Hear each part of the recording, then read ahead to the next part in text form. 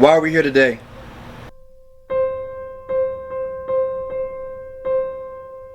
You know, as people who love God, it should bother our spirits when we see innocent blood being spilled. I feel like my biggest challenge is my heart becoming numb.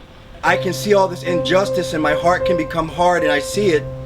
And as I see it, it just kind of becomes, this is just another thing. So we can't just see violence and see injustice and just stay quiet and not care anymore. I believe that if we love God and we say that He's our Savior and Jesus is the way, that there comes a point where our hearts must be softened, and we got to care and we got to speak out, and something must be done. At this time, we bring up all of the names, all of those that have fallen and have departed, but especially those who have been left behind. The names we heard, Father, each one was one of your children. A person you loved. I have heard about the effects of racism on my brothers and sisters, and I've not felt it like you would. I've not responded to it like you would.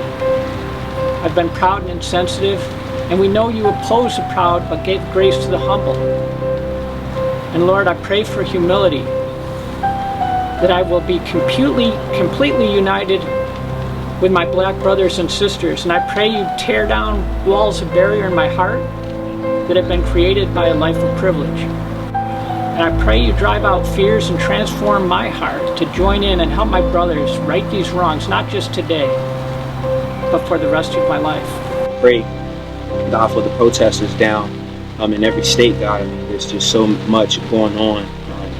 So much retaliation going on because of a murder, God, and I just pray, God, that they would seek their hearts, God, to see where they really are and just find ways to be more proactive, God, and not attack these businesses and local businesses, God, because they just bring them more harm. I pray that we can have difficult and uncomfortable conversations in our church, in our families, with our friends, with people we view as our enemies. I pray that we can listen to each other in humility and in respect. And we can listen to each other's stories, especially from people who have experienced these things and have not been heard before. I pray that we can check our own hearts for biases and prejudices, even when we might think that we don't have any, and that you can root those out and we can deal with them and totally give them over to you and see people the way you see them. And it brought me to tears as I thought of my own sons and my own husband, Father, and the agony an adult man, a grown man must feel to call for his mother in a time like that. God, but in spite of the mourning, in spite of the grief, as a Christian, I can feel hopeful.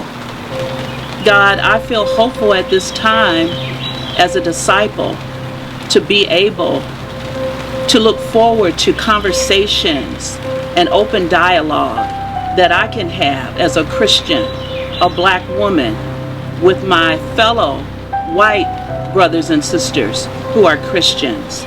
God, I pray for my white brothers and sisters during this time. I pray for patience. I pray for humility as they listen and hear things, God, that they may have never heard of before, have no knowledge of, and may not understand. I pray that the conversation and the dialogue can be pure and in love. It's times like this that I am grateful to be a disciple of Jesus Christ.